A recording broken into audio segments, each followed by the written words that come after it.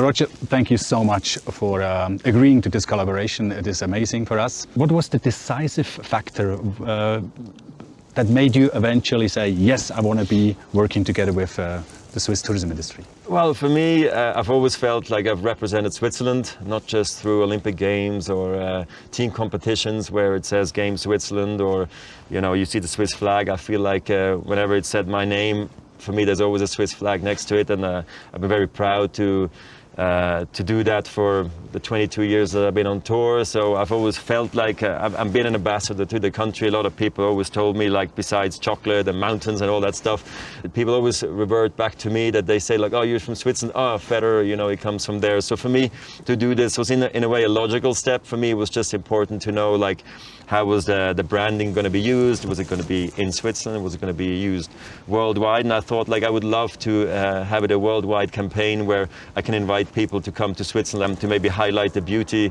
of Switzerland, because I'm so very proud to be from here. So for me, it didn't take much time to think about it. For me, also important was all the money that you do pay me, I give it on for a good cause, for charity. And we're going to be building playgrounds here in Switzerland. For me, that was an important aspect as well.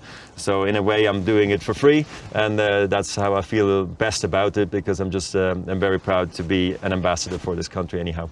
Do you have any particular tourism experiences from childhood? Of course, I went all around Switzerland as a kid with my parents. They were big hikers. I remember a lot in Appenzell. We used to go there a lot. Then skiing, as we're from Basel, we didn't go always to one particular place because we had Fasnacht, which is the big carnival in Switzerland, and then we would go to different ski resorts every other year. You travel so much, you see so much. You see fabulous hotels, restaurants, destinations, cities. Now, maybe you can give us a little advice. What can we change in Swiss tourism to play in the champion leagues?